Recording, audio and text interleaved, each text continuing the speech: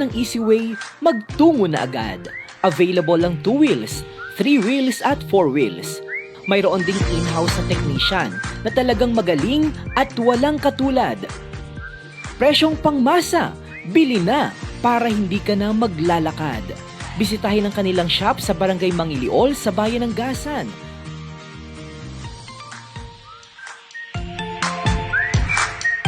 Tumawag sa numerong 099.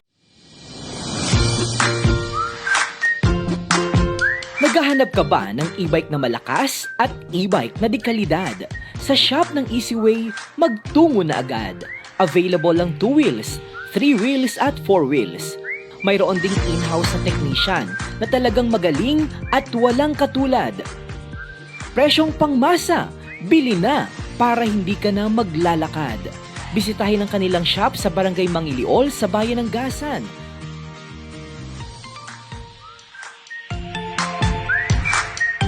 Tumawag sa numerong 0999-192-8651. Quality e-bike with quality service, yan ang kanilang hangad.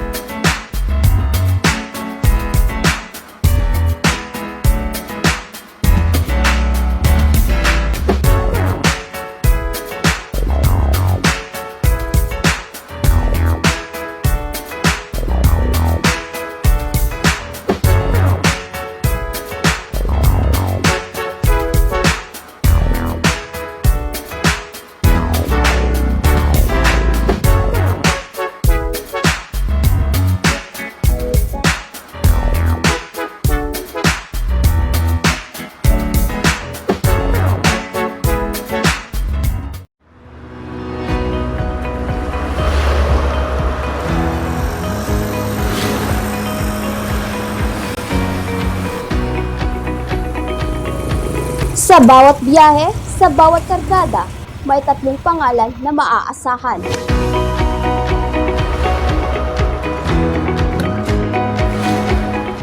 Dito, siguradong tamang timpla, tamang takal,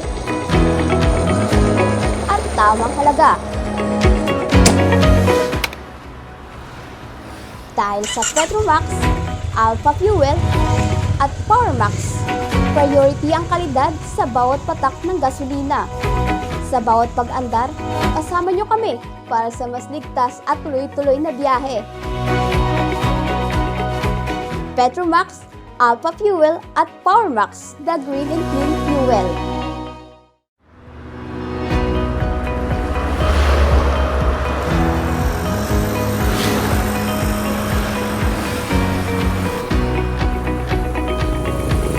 Sa bawat biyahe, sa bawat kargada, may 3 pangalan na maaasahan.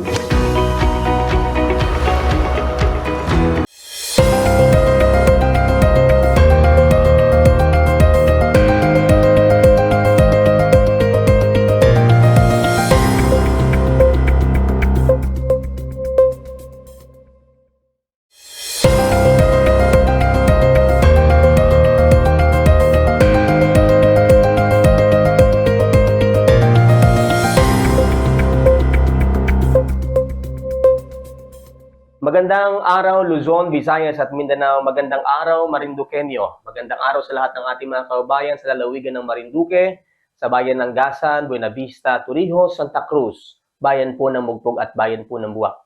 Ngayon pong araw pong ito, alam ko po na lahat tayo ay nangangapa, naghahanap ng sagot sa isang malaking issue na kinakaharap hindi lamang ng ating lalawigan kundi ng buong bansa. At sinasabi nga ng mga economists at maging ng mga senador o mga mambabatas na papasok tayo sa tinatawag na economic crisis. Ang dahilan ay yung sigalot na nangyayari ngayon sa gitnang silangan at digmaan na nangyayari diyan sa Middle East, particular ang digmaan sa Iran. So para po mas mabigyan linaw tayo ngayon kung bakit nasasabi na economic crisis ito at malaking problema at banta sa ekonomiya ng ating pong bansa, maging ng ating lalawigan, at ano nga ba talaga ang totoo ng mga sagot? Bakit tumataas ang krudo at tumataas ang mga pangunahing gatong sa mga sasakyan dito sa panlupa maging sa pandagat. So ngayong araw po ito ay gusto nating mabigyan linaw kahit paano ay mabigyan po ng sagot yung ating mga katanungan sa iba't ibang issue na ating kinakaharap ngayon. Ano nga ba ang ating gagawin? Ano nga ba ang solusyon kung mayroon man? At para mabigyan linaw kung bakit nangyayari ito sa ating pong bansa, sa ating lalawigan, itong tinatawag na pagtataas ng petrolyo, ay ating kakapanayamin ng isa po sa maaari magbigay sa atin ng linaw. Sa bagay na ito, walang iba kundi ang may-ari po ng isang malaking gasoline station o ng mga gasoline station dito sa ating lalawigan, ang may-ari po at CEO ng Petromax, Powermax at Alpha Fuel, sa katauhan po ng ating pong kaibigan at kapatid na si Kuya Alex Favela. Kuya Alex, magandang araw at mabuhay kayo sa Petromax at Powermax at Alpha Fuel. Isang magandang araw sa inyo at muli ako nagpapasalamat sa Panginoon Diyos at sabi na pagkataon na sa umaga ito na kayo napunta rito sa aking opisina.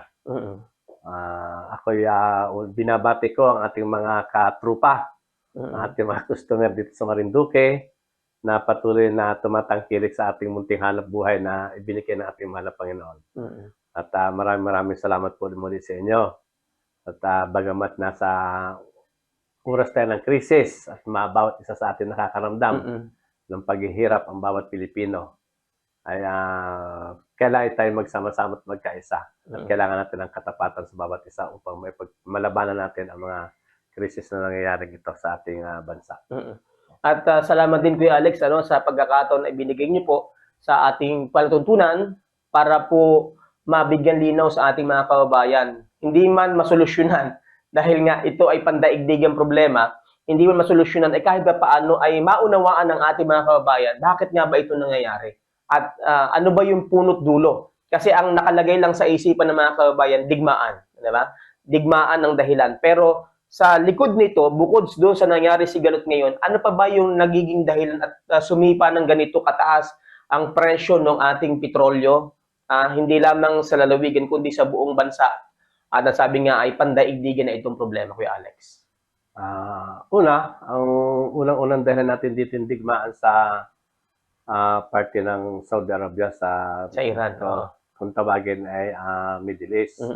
Ngayon po kasi ang 20% ng ating supply sa buong mundo, particular na ng Pilipinas, maybe ang Pilipinas po ay kumuha siguro dyan ng mga 30% dahil wala po tayong sariling producer ng gas dito sa Pilipinas. Hindi ka tayo katulad ng Singapore, Malaysia, na may sarili silang refinery na malalaki at sila ay nakaka-import ng mga tawag dyan ng mga i-refine kagaya po ng Indonesia na meron din sila. Kaya tayo ay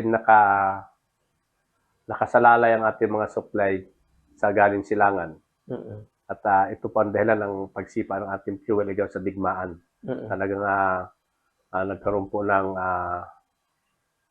kakapusan ang supply. Dahil ang mga barko po natin nakatingga nasa mga parte ng Saudi Arabia, hindi po makatawid. Yung sinasabing Strait of Hormuz. Doon dumadaan ang mga barko. Hindi sila makadaan ngayon dahil kontrolado ng Iran. ng Iran yan ay nagkaroon ng digmaan sa lugar na yan. Kaya hindi makadaan ang mga barko. Yan po ang dahilan ng paglaki ng pag-jump to up ng fuel. Isa po yan sa naging dahilan. So, ang nagiging tanong ngayon, Kuya Alex, dahil nga sa ating mga kababayan, iniisip nila, bukod doon, sinasabi na hindi lang naman ang Middle East, ang pinagkukunan. Sinasabi na nasa 20 o 30% ng supply, hindi naman talaga nanggagaling. Kung baga sa 100% is mga 30% ay doon nanggagaling.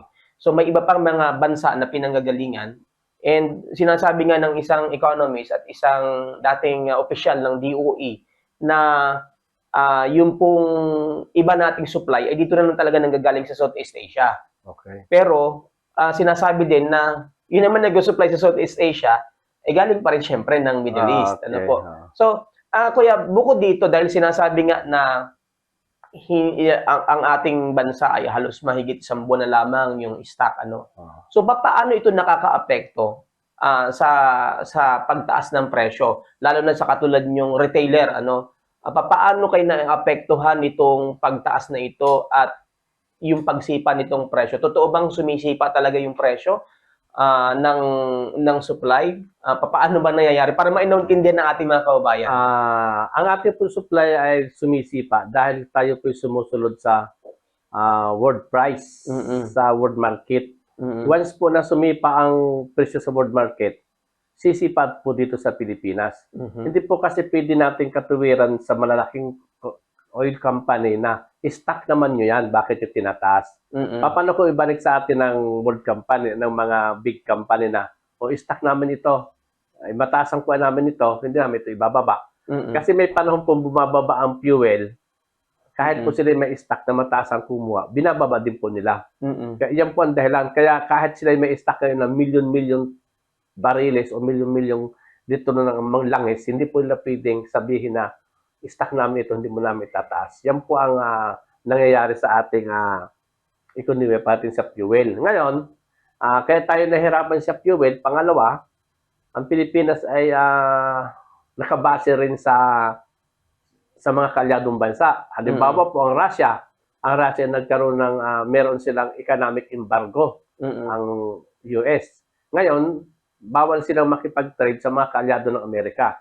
Kaya kung inyo po matatandaan, mga kababayan ko, nung nakaraang mga buwan, linggo, may nahuling mga seaman, kapitan ng barko ng mga Pilipino na nag-smuggling galing Russia. Kasi ang fuel dyan ay napakamura. Dumarating dyan dito sa atin, siyempre mahal na, gawa na sa dami namang dinadaan ng lugar kung paano Pero isa lang po ang solusyon dito, siguro, nakikita kong solusyon para ito'y mawala ang krisis, tumigil ang gira. Paano titigil ang gira? Manalangin po tayo sa Diyos. Yan po ang pinakasolusyon natin. Nahipuin sila ng Diyos para maging ang kalang puso, matigil ang krisis. Kasi pag hindi po nangyari yan, tuloy-tuloy yan. Yan po. Pangalawa, bukod dyan sa problema na yan na ang tao hindi man sumusunod. Pangalawa, ang atin na sa gobyerno. Kasi ang nasa gobyerno natin ay karamihan sa kanila, ay alam no, nangyayari sa atin sa gobyerno. Kung malinis ang gobyerno natin, palagay ko, hindi natin masyadong damdamin ang krisis na nangyayari sa atin. At alam po naman nyo ang nangyayari sa ating sa pamahalaan. Kaya ito po ang nagiging salin ng ating hirapan. Pero mga kababayan ko, bilang tagahatid ng langis o fuel dito sa ating lalawigan, ginagawa po namin ang lahat para tayo magkaroon ng supply. Huwag po kayo magpanik. Huwag po kayo magpanik dahil may supply po tayo at talagang tumas lang, pero patuloy po naman ang supply na dumarating. At ginagawa po namin ng paraan para ma-sustain ang pangailangan ng ating lalawigan. At sana nananawagan din ako dyan sa mga kasama ko na may gasolina dito sa ating lalawigan na tayo po ay maging matatag at patuloy nating suportahan ating lalawigan. Dahil pag kita nawala dito, masisira ang ekonomiya natin pag tayo hindi sumuporta sa pamahalaan hanggang sa mga pamahalaang munisipalidad hanggang sa pamahalaang panlalawigan. Magtulong-tulong po tayo. So, Kuya, bilang kumbaga ngayon ay marami nagtatanong itong gusto nating sagutin sa ating mga kababayan dahil ito yung tanong maging sa social media, bakit itinaas ka agad yung presyo? Ay stock naman nila yung mga naka-imbak doon sa kanilang mga tangke sa mga gasolinhan. Pwede ba natin bigyan ito ng linaw kay Alex? Actually, ang talagang kalakaran po ng fuel mula sa retailer hanggang sa distributor at importer, pag tumas po yan sa world market, taas po lahat yan. Meaning, kami po na may nasa baba at nararamdaman namin yung paghihirap ng ating mga kababayan, may mga pagkakataon po naman na hindi nataas. For example po, yung diesel ko po dito kaya sobrang taas, kukuha ko lang po yan nung nakarang araw lang po. Dumating yan, kaya medyo mataas po ang bigay ko. Ngayon, kung ibibigay ko ng mababa yan, malulugi po naman ako, wala ko ipapasundo sa tao, wala ko ibabayad ng tax. Pero yung mapapansin po yung gasolina namin dito, mababa pa. At ang ano pong gasolina ko sa Quezon, sa gasolina ko yan sa kabila, 73 po ang per liter ang aking pong gasolina yan. Dito po yung mas mababa pa. Meaning, ginagalang pa rin namin, nire-respect namin yung sentimento ng tao na wag mo nang itaas. Talagang ganyan po nangyari. Pero po sa iba, sa mga kumpanya, mga big time company, pag nag-announce po ang gobyerno ng taas, ang world market, lahat po sila taas. Yun po. At pag binaba naman, Baba din po. baba din. So, kumbaga ang nangyayari po kay Alex ay dahil yun yung kalakaran ng yun yung sirkulasyon sa world market, ano. So, pag itinaas, taas lahat. At pag ibinaba, kahit stock mo pa yan, ibababa mo. Kahit mataas ang kuha mo, Ayun. So, ibababa mo. kumbaga talagang gano'n na nagiging adjustment. Dahil nga kahit stock mo yan, nabili mo ng mura at nagbigay ang gobyerno o nag-anunsyo na dapat itaas, ano, kahit stock mo pa yan, itataas mo din yan.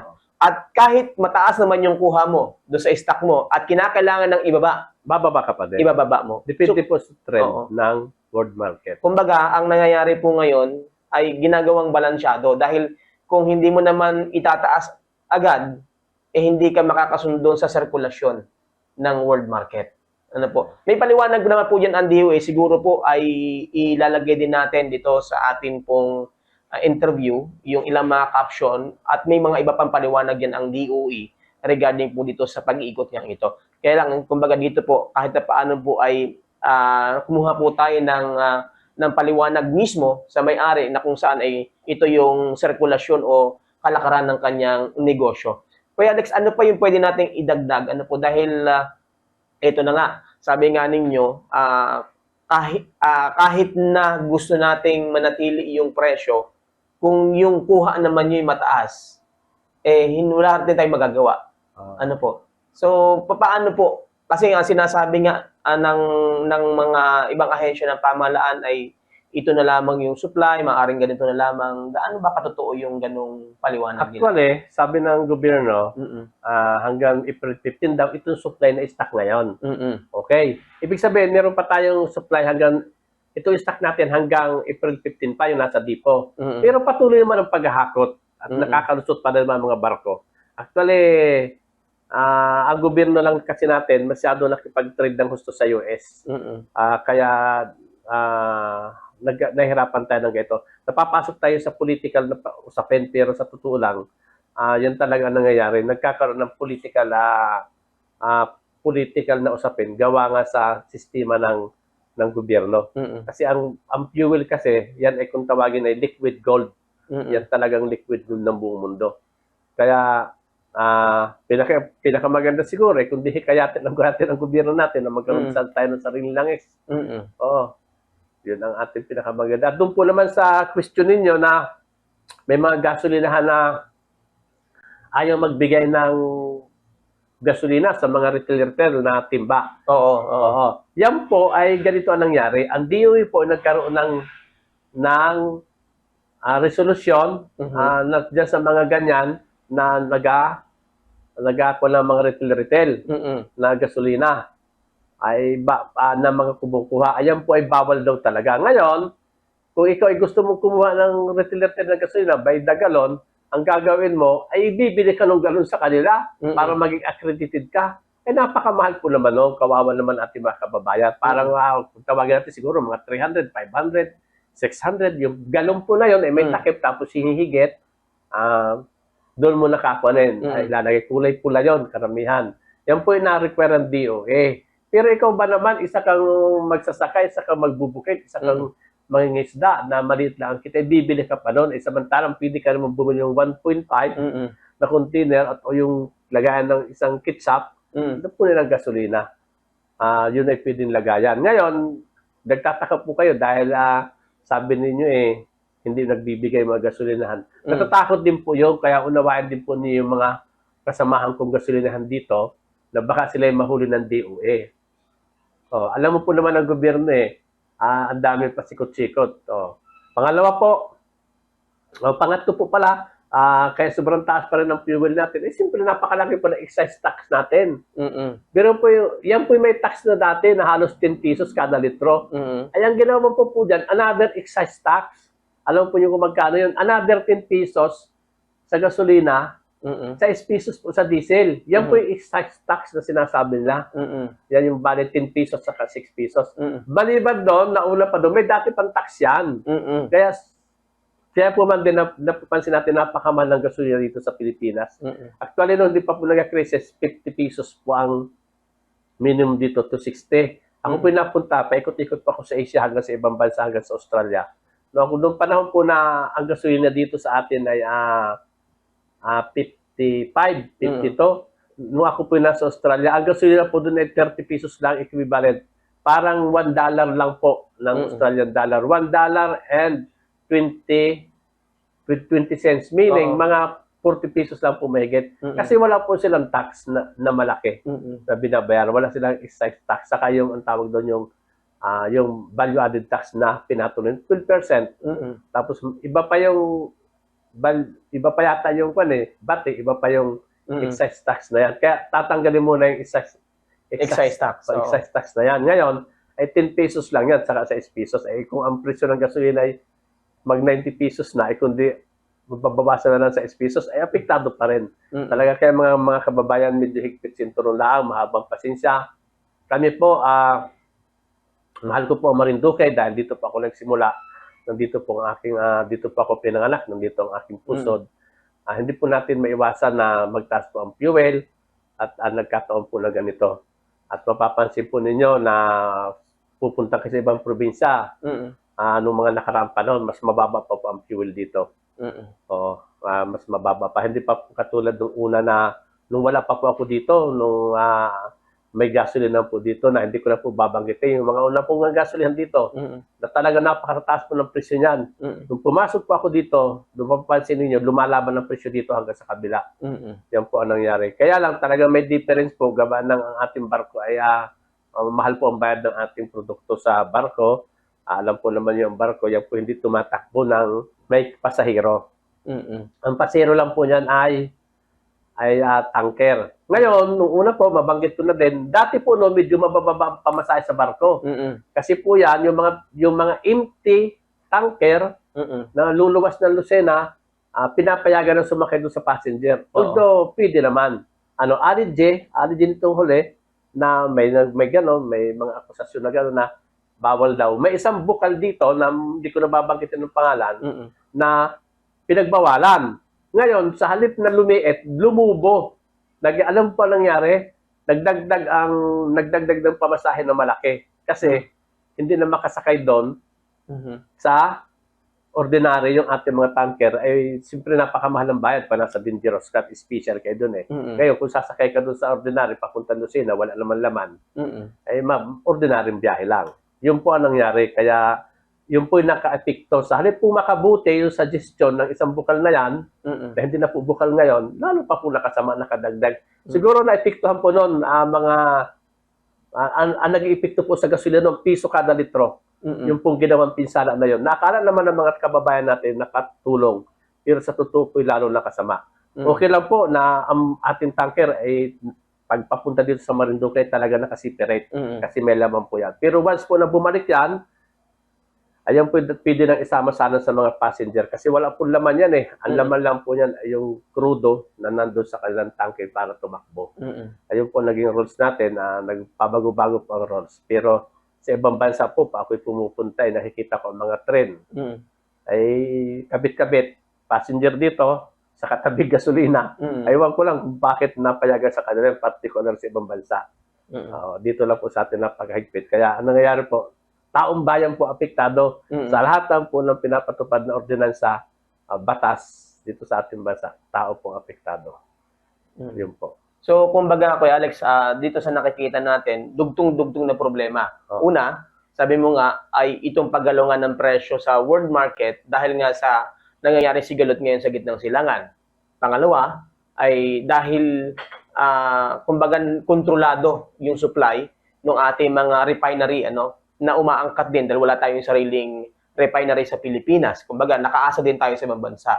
Pangatlo ay nakaapekto na malaki at yan ay pinag-uusapan na din itong napakataas nga na excise tax dito sa ating mga produktong petrolyo na pinapanawagan na rin naman ng ibang mga grupo na baka pwede na pansamantalang tanggalin dahil kumbaga yung domino effect nga nito ay talagang sumisipa at ang tinatamaan ay ang ating mga kababayan, ang mga pangkaraniwang consumer nitong ating mga gasolina at mga diesel. At mataas na nga sa world market, napakataas pa ng mga taxes gaya ng binabanggit mo na hindi lamang isang tax, lalo na kung may mga batable pa, may excise tax pa. Plus, nadagdagan pa nga nitong sinasabi ni Kuya Alex na itong naging bagong panuntunan na sa halip na maisakay yung mga empty tanker doon sa mga ordinaryong biyahe, ay dahil nga nagkaroon ng bagong panuntunan sa ating lalawigan na dapat may laman o wala ay may sariling sasakyang pandagat na dahil nagtaas din ngayon yung presyo, dahil ang katwiran din ng mga shipping company, nagtaas din ang gatong nila, tataas din nila ang bayad doon sa mga panakay nila ng mga sasakyan, particular itong mga tanker natin na nakaapekto. At sabi nga ni kay Alex, para sa kabatiran ng ating mga kababayan, almost 1 peso ang sa estimate nila ang naidagdag kada litro dahil sa mahal na pamasahe na idinadagdag dito sa mga pagdadala at pagpasok nitong mga produktong petrolyo dito sa ating lalawigan. At bukod dyan, syempre kay Alex, kasama syempre sa negosyo, may mga bukod sa tax sa mga diesel natin, sa mga gatong natin, yung business natin may mga iba pang mga taxes at mga bayarin. Kaya kung titingnan natin, talagang dugtong-dugtong ito na siguro dapat tingnan din o aksyonan kung talagang gusto ng ating pamahalaan na makatulong, baka pwedeng, anong tawag doon, i-recess muna o ipahinga muna. Mga tax. Ipahinga mo natin ang tax ng DOE, DNR, tigil-tigil na naman rin yung kami. Napakasama rin violation at multa ang lalaki. DOE, DNR, BIR.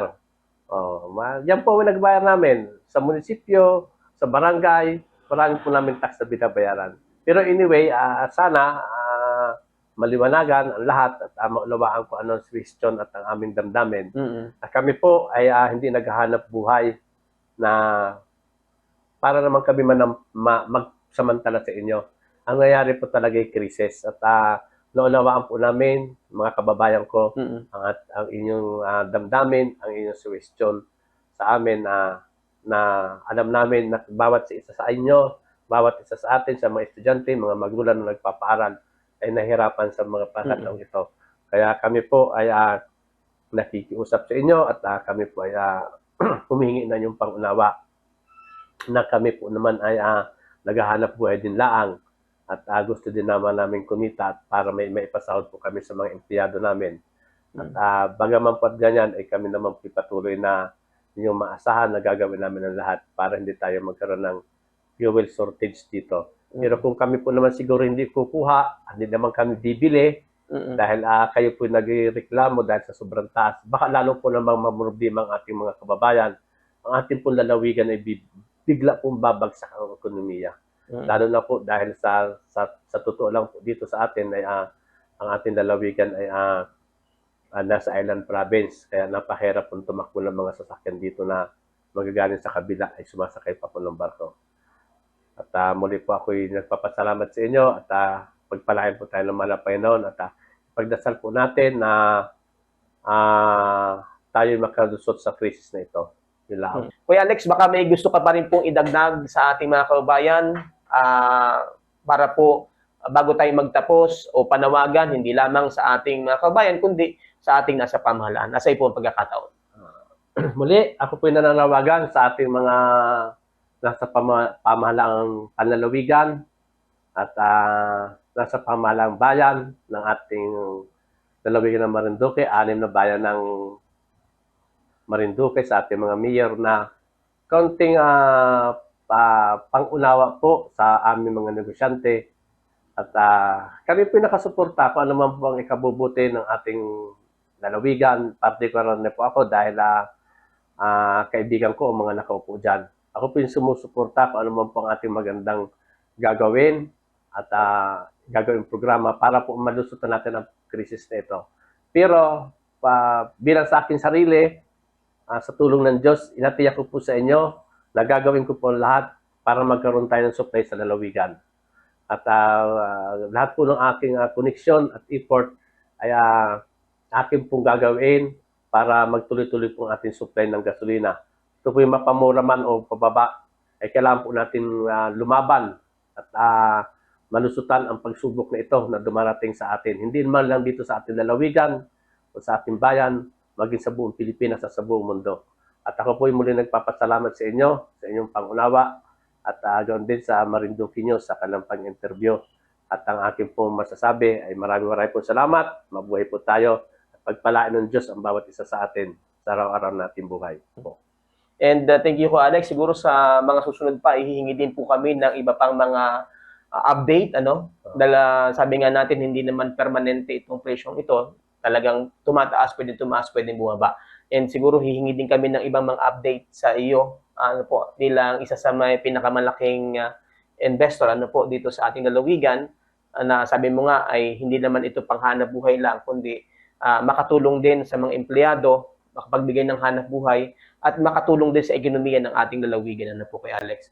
And siguro we appeal din samantalahin ko na din pagkakataon na umapila sa ating pamahalaang panlalawigan dahil nga ngayon ay malaking usapin itong umaangal yung ating mga pangkaraniwang mga kababayan dahil sinasabi nga nila ngayon wala namang hoarding, hindi naman sila bibili ng diesel o gasolina para mag-hoard o mag-panic o panic buying o magtago, kundi para nga magtuloy-tuloy din yung hanap buhay nila.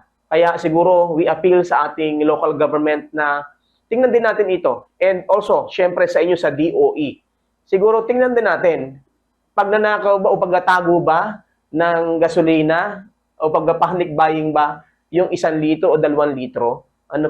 Siguro, although sinasabi natin na delikado, pero sa pangkaraniwan at ito'y matagal lang ginagawa na bumibili ng retail, sana naman po ay wag naman ganon kabigat.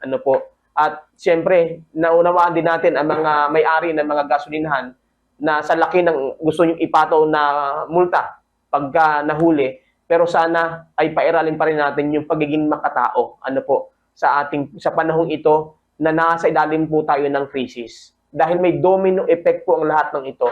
Pag ang mga pangkaraniwan natin na mga manggagawa na gumagamit po ng gasolina, mga mangisda, ay hindi na nakapangisda, ekonomiya pa rin ng ating pong lalawigan na maapektuhan. Kaya siguro sa panahong ito ay umaksyon po ang ating mga nasa pamahalaan at nananawagan tayo sa ating gobernador na baka pwedeng mag-create ka na po ng isang committee o economic crisis group para po masolusyonan po ito. Dahil sabi nga ng ating ni Kuya Alex ay wala rin sila magagawa dahil ang nangyayari ngayon ay talagang krisis. Hindi lamang sa ating lalawigan kundi pandaigdigang krisis. Thank you po Kuya Alex at muli sa ating mga kababayan, sana po ay nakapagbigay po kahit na paano napanawa natin kahit na paano through this interview itong sitwasyon natin sa ating lalawigan. At kaya na naipangako ni Kuya Alex, kahit mayroong shortage na nagaganap ngayon, sa abot ng kanya makakaya, ay pipilitin niya na masuplayan ng gasolina at krudo ang ating lalawigan para makatulong ito sa atin. Alam natin, mataas talaga, kaya nga unang-una siguro ay tayo rin mismo sa ating sarili ang tutulong. Kumbaga, kung hindi naman po masyadong importante, tayo na rin mismo ang maghigpit sa ating sentron. So, una, sabi nga ni Kuya Alex kanina sa kanyang intro, ay dasal. Yun ang kinakailangan natin gawin sapagkat ang problemang ito ay pandaigdigan. At muli po, sa pangalan po ng ating mga kasama sa Marinduque News Network, sa lahat ng ating mga kababayan, ako pong muli ang inyong kababayan, DJ Adrian Rosales, sa ligtas na araw sa ating lahat. Mabuhay po kayo. Lahing Marinduque kayo. Thank you, Alex.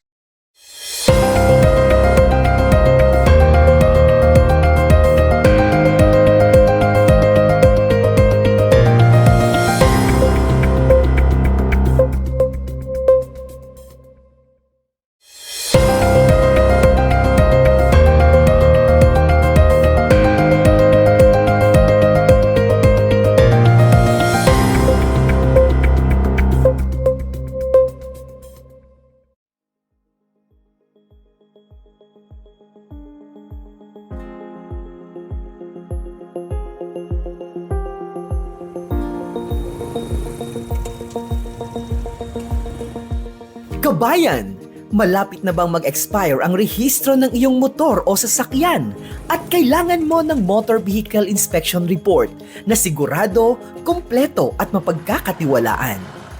Huwag nang lumayo pa! Samahan niyo ako at sabay-sabay nating tuklasin ang step-by-step na proseso ng emission test at inspeksyon dito lamang sa inyong nag-iisang New Era Motor Vehicle Inspection Center.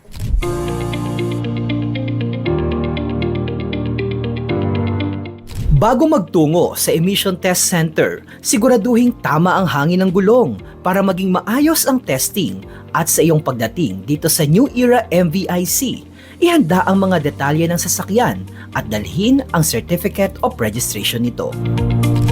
Pagkatapos ma-validate ng detalye ng sasakyan, isasagawa ang visual inspection kung saan sinisilip ang exhaust system, tinitiyak ang kondisyon ng catalytic converter, ina-assess ang mga warning lights at chine-check ang higpit ng gas cap upang maiwasan ang fuel vapor leaks.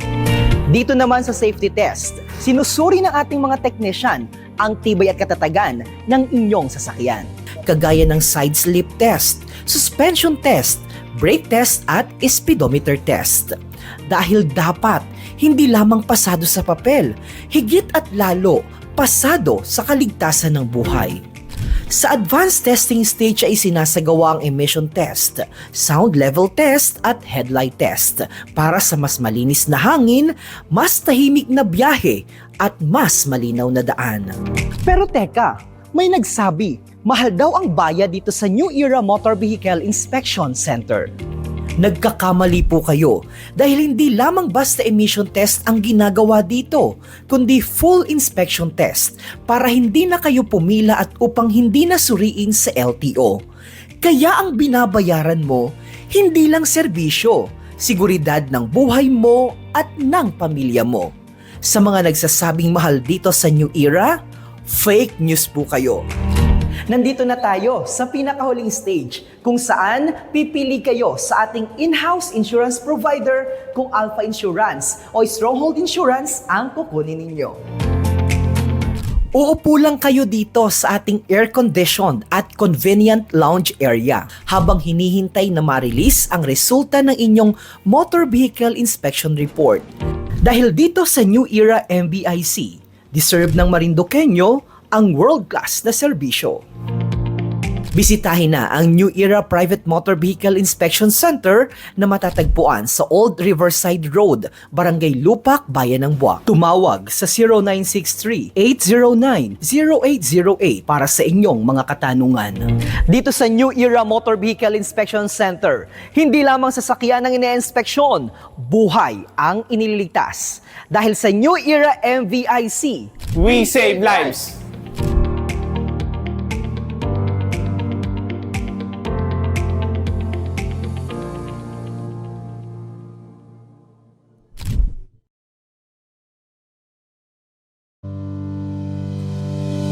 Sa panahon ngayon, mahalagang may pinanghahawakan tayong tama, totoo at maaasahang impormasyon. Kaya naman dito sa Lucky 7 Cable Channel 3, ipinagmamalaki namin ihatid sa inyo ang mga programang nagbibigay serbisyo, gabay at aral sa bawat pamilyang Marinduqueño. Mula sa matapang na pagtalakay ng kalutang ng pulisya sa programang nagbibigay linaw at direksyon, ang Boss Program. Sa masusing pagbusisi sa balita at issue sa tsapa at sa araw-araw na pagninilay sa salita ng Diyos mula sa Ebanghelyo. Kasabay na makatotohanang pagtutok sa mga pangyayari sa ang realidad at tuloy-tuloy na tulong at impormasyon sa serbisyong sa inyo all. Nandyan din ang Carry On Air, ang boses ng mamamayan, si Mayor Army de la Cruz. ang erguhan at balitaan, hatid ang init ng balitang lokal at ang balitaan sa sentro ng Pilipinas para sa mas malawak at mas malalim na pag-unawa sa mga kaganapan sa buong bansa. Lahat ng ito, impormasyon, inspirasyon at tunay na serbisyo sa publiko. Mapapanood lamang dito sa Lucky 7 Cable Channel 3, sama-sama sa balita, serbisyo at tunay na malasakit para sa bayan.